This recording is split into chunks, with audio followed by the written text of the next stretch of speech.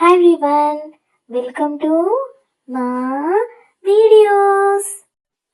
ఈరోజు మనం వీడియోలో టేస్టీ వెజ్ దమ్ బిర్యానీని ఇంట్లోనే సింపుల్గా ఎలా చేసుకోవాలో చూద్దాం. వెజ్ దమ్ బిర్యానీ కోసం మనకు కావాల్సిన పదార్థాలు: 2 నిమ్మకాయల రసం, సాజీరా, బిర్యానీ ఆకు, లవంగం, యాలకులు, బ్రౌన్ కలర్ వచ్చేంత వరకు సన్నగా ఫ్రై చేసిన ఆనియన్స్ని తీసుకోవాలి. ఆ తరువాత క్యారెట్, ఆలు, బీన్స్, బఠానీని ముందుగానే బాయిల్ చేసుకొని రెడీగా ఉంచుకోవాలి. మీకు నచ్చిన వెజిటేబుల్స్ని కూడా యాడ్ చేసుకోవచ్చు.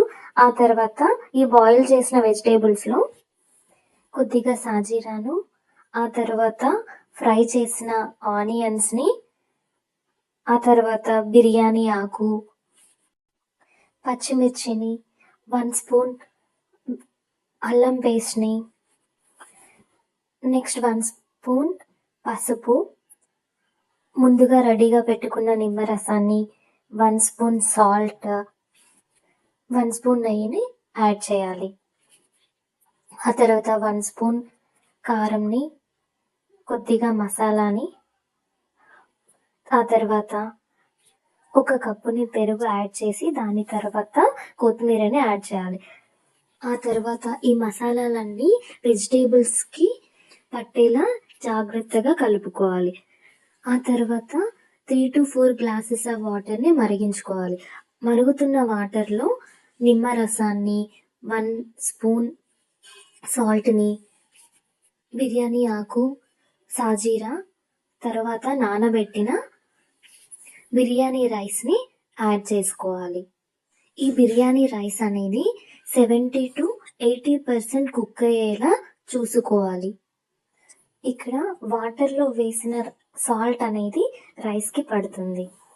ఇలా రైస్ని విరిగిపోకుండా కుక్ అయిందో లేదో చూస్తూ కలుపుకోవాలి. ఇలా కుక్ అయిన రైస్ని ముందుగా తయారు చేసి పెట్టుకున్న వెజిటేబుల్స్పై లేయర్స్గా వేసుకోవాలి. ఇలా కంప్లీట్గా రైస్ని లేయర్స్గా యాడ్ చేసిన తర్వాత రైస్పై కొత్తిమీరని, నచ్చిన వాళ్ళు పుదీనా అండ్ నెయ్యిని యాడ్ చేసుకొని దమ్ అనేది బయటకి పోకుండా మూతను ఉంచి 10 minutes వరకు మీడియం ఫ్లేమ్లో దమ్ చేయాలి.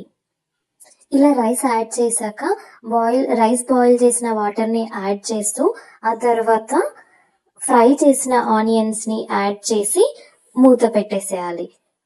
ఇలా 10 minutes తర్వాత మనకి టేస్టీ వెజ్ దమ్ బిర్యానీ అనేది రెడీ అయిపోతుంది. Thank you for watching. Subscribe to మా videos. Like and share the videos. Click on bell icon to get more videos.